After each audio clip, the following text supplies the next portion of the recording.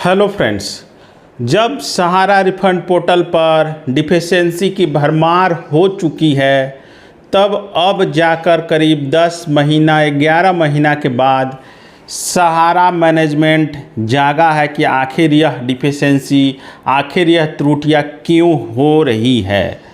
अब उसको लेकर सहारा मैनेजमेंट ने एक लेटर जारी किया है, जिसमें यह निर्देश दिए गए हैं कि इस पोर्टल पर अप्लाई करते समय क्या क्या सावधानियां बरतनी है, और यदि आपकी डिफिशेंसी आई हुई है तो आप क्या क्या सावधानियां बरत कर दोबारा रीअप्लाई कर सकते हैं। यह पत्र कल 30 मार्च को जारी किया गया है।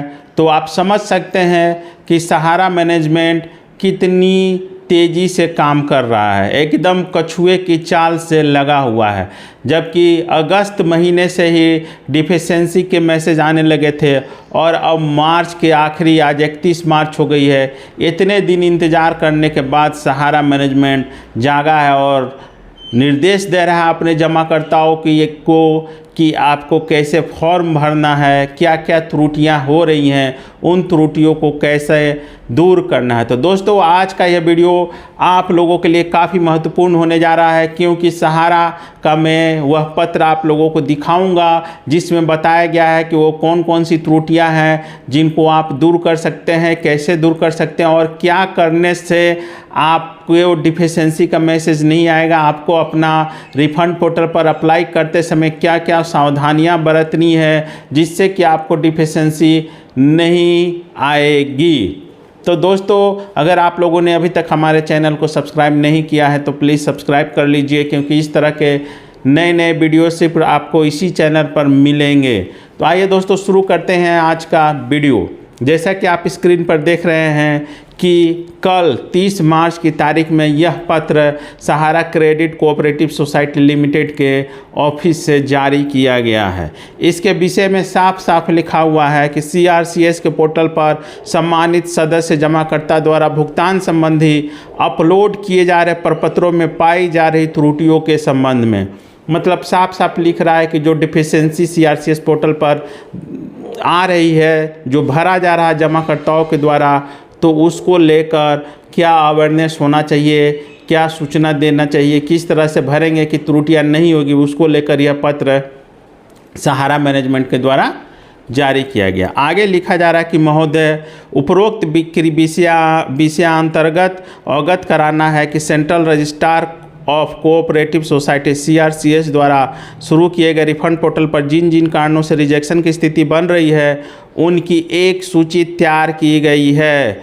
जिसमें रिजेक्शन के कारणों को स्पष्ट रूप से उल्लेखित किया गया है। साथ ही साथ रिजेक्शन से बचने हेतु क्या क्या सावधानियां बरती जाए, उसकी भी एक सूची संलग्न की गई है। जी दोस्तों, वो सूची PDF के रूप में है। वो सूची मैं आपको स्क्रीन पर दिखाऊंगा। हालांकि वो सूची काफ़ी लंबी है, लेकिन फिर भी जो आपके काम की सूची है वो मैं आपको स्क्रीन पर दिखा दूंगा। आप पढ़कर समझ सकते हैं कि आपको फॉर्म भरते समय क्या क्या सावधानी बरतनी है, अप्लाई करते समय क्या क्या सावधानी बरतनी है, और यदि आपको डिफिशेंसी का मैसेज आया है तो दोबारा रिसबमिशन करते समय आपको क्या क्या सावधानियाँ बरतनी है, मैं स्क्रीन पर वो आपको दिखा दूँगा। आप पढ़ कर समझ सकते हैं। इसके साथ ही साथ नेम मिसमैच की जो बहुत बड़ी समस्या थी, उसके निराकरण का इसमें पूरा कारण बताया गया है, उसका प्रोसीड्योर बताया गया है कि कैसे करने से आपका नेम मिसमैच दूर होगा। वो मैं आपको यहाँ दिखा दूंगा कि कैसे आपको करना है कि आपका नेम मिसमैच दूर होगा। आगे लिखा हुआ है, अतएव प्रेषित सूची के एक एक बिंदु का अवलोकन कर अपने क्षेत्र के समस्त सम्मानित सदस्य जमाकर्ताओं को उपरोक्त के संबंध में शिक्षित करें तथा इस बात की व्यवस्था बनाएं कि किसी भी स्तर पर प्रपत्र विवरण को अपलोड करते समय त्रुटि रहित प्रपत्र विवरण की एंट्री पोर्टल में की जाए, जिससे कि त्रुटि रहित प्रपत्र विवरण के अपलोड होने से सम्मानित सदस्य जमाकर्ताओं के भुगतान में अनावश्यक रिजेक्शन ना हो सके। उक्त के साथ ही आपके परिक्षेत्र के ऐसे सदस्य जमाकर्ता जिनका सूची में उल्लेखित कारणों से पूर्व में पोर्टल से रिजेक्शन हो चुका है, उन सदस्य जमाकर्ताओं को उक्त सूची में उल्लेखित कारणों से पूर्व पोर्टल में रिजेक्शन हो चुका है, उन सदस्य जमाकर्ताओं को उक्त संदर्भ में अवगत कराते हुए पोर्टल पर रीसबमिशन करने हेतु कार्यवाही सुनिश्चित करें। अतः सूची का अवलोकन कर त्वरित गति से पोर्टल से दावा पंजीकरण के संबंध में आवश्यक कार्रवाई सुनिश्चित करें।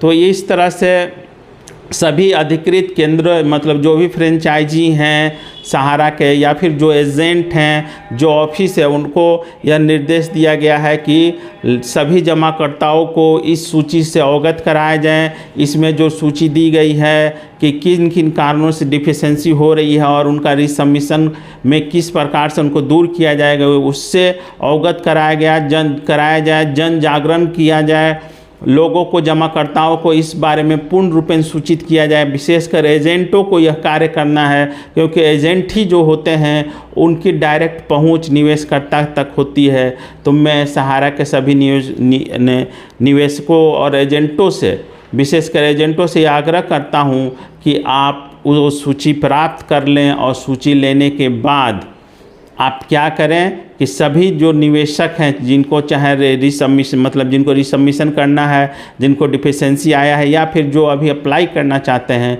उनको उस सूची के अनुसार सावधानीपूर्वक अप्लाई करने या रिसबमिशन करने का आप कार्य करवाएं। आपकी थोड़ी सी मेहनत करने से कार्यकर्ताओं का कुछ तो पैसा वापस आएगा। इसके बाद जो सूची है वो मैं आपको दिखा देता हूँ। यह सूची हिंदी और इंग्लिश दोनों में जारी की गई है। स्क्रीन पर आप देखिए, मैं शॉर्ट में कुछ दिखा देता हूँ, बाकी आप अपने ऑफिस से या एजेंट से ले सकते हैं। डिटेल सूची आपको वहीं पर मिल जाएगी। और इसमें देखिए जो सदस्यता फॉर्म जो इम्पोर्टेंट है, जो महत्वपूर्ण है, उसको मैं पढ़ के बता देता हूँ। बाकी आप डिटेल सूची आप वहाँ से ले सकते हैं।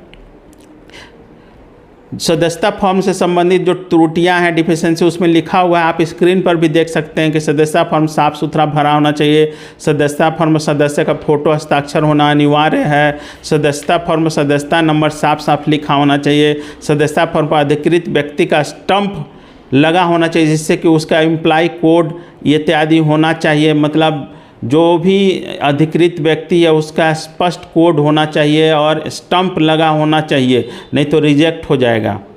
सदस्यता फॉर्म पर उसी सोसाइटी का सील होना चाहिए जिस सोसाइटी से संबंधित हो सदस्यता फॉर्म में। सदस्यता फॉर्म पर approved board of director committee का भी साइन होना चाहिए। इसके अलावा लिखा है कि सदस्यता फॉर्म पर सदस्यता नंबर साफ साफ लिखा होना चाहिए।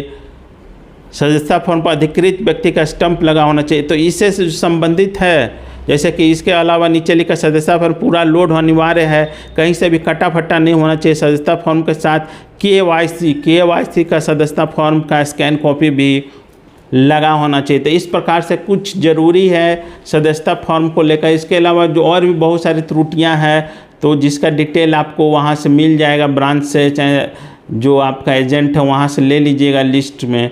अब मैं नेम मिसमैच, जो सबसे ज़्यादा समस्या आ रही थी नेम मिसमैच वालों को लेकर, उसको मैं बिता देता हूँ। आप स्क्रीन पर पढ़ कर देख लीजिए कि उसके लिए क्या निराकरण बताया गया है। नेम मिसमैच में बताया गया कि यदि सोसाइटी के डाटाबेस के नाम एवं आधार के नाम में सूक्ष्म भिन्नता, मतलब थोड़ा सा जो सोसाइटी में नाम है और आधार में जो नाम है उसमें थोड़ा सा अगर कोई अंतर है, जैसे स्पेलिंग का कोई त्रुटि है, शॉर्ट नेम है, नाम के बीच में स्पेस नहीं होना है, सर नेम ना लिखा होना या सर नेम में बदलाव हो गया है, तो यदि इस प्रकार का नेम मिसमैच है तो जमाकर्ता का हस्ताक्षर युक्त शपथ पत्र, मतलब एफिडेविट लगा होना आवश्यक है। शपथ पत्र का फॉर्मेट डिपॉजिटर पोर्टल पर उपलब्ध है। मतलब आपको जो एफिडेविट बनवाना है वो आपका जो सहारा का डिपॉजिटर पोर्टल है उस पर उसका फॉर्मेट उपलब्ध कराया गया है। शपथ पत्र 10 रुपये के स्टम्प पेपर पर नोटराइज होना चाहिए, मतलब नोटिस से कराया हुआ शपथ पत्र होना चाहिए। शपथ पत्र के साथ ही जमाकर्ता का कोई ID प्रूफ, जिसमें आधार के अलावा, मतलब आधार कार्ड के अलावा भी कोई दूसरा अन्य ID प्रूफ होना चाहिए, जैसे ड्राइविंग लाइसेंस हो गया या फिर पैन कार्ड हो गया, वोटर कार्ड हो गया, बैंक पासबुक का हो गया, मतलब कोई भी दूसरा आधार कार्ड के अलावा एक और ID कार्ड होना चाहिए, ID प्रूफ होना चाहिए, जिससे कि आपका नाम का पता चलता हो कि आधार में और दूसरा जो ID कार्ड है उसका नाम सेम है। ऐसा कोई ID प्रूफ होना चाहिए, अपलोड होना आवश्यक है। यदि नाम में पूरी तरह से भिन्नता है तो ऐसे में शपथ पत्र मान्य नहीं होंगे, तो गलत शपथ पत्र ना दाखिल करें, तो मतलब ना लगावें। तो इसमें यही कहा गया है कि यदि आपका नेम मिसमैच में टाइटल में थोड़ा भिन्नता है या फिर स्पेलिंग में त्रुटि है तो उस तरह का है, तो वैसा एफिडेविट आप बनवा कर उसके साथ अपलोड कर सकते हैं। लेकिन जिसका पूरा नाम ही चेंज है उसका मान्य नहीं होगा, उसको नहीं वैलिड माना जाएगा। तो इस प्रकार से आप देखते हैं कि डिफिशेंसी के जो मैसेज आए हुए 10 महीने हो गए, 10 महीने के बाद सहारा मैनेजमेंट अब जागा है और उसने त्रुटियों को दूर करने का एक प्रयास किया है। उसको लेकर यह पत्र जारी किया गया है सहारा मैनेजमेंट की तरफ से। आपको डिटेल पत्र आपको सहारा के पोर्टल पर मिल जाएगा, या नहीं तो सहारा के जो एजेंट हैं वहाँ पर जाकर एजेंट से प्राप्त कर लें। कोई ऑफिस अगर सहारा का खुला है आसपास तो वहाँ से ले लें, और अप्लाई करने से पहले, पोर्टल पर अप्लाई करने से पहले सावधानीपूर्वक उसको पढ़ लें। और यदि आपको रिसबमिशन करना है तो, और आपका जो डिफिशेंसी आया है तो उसको कैसे सुधार कीजिएगा उसका भी डिटेल रूप से उसमें बताया गया है। तो उम्मीद करता हूं कि मेरे द्वारा दी गई जानकारी आपको अच्छी लगी होगी। इससे संबंधित कोई सवाल हो तो आप कमेंट करके पूछ सकते हैं। धन्यवाद दोस्तों।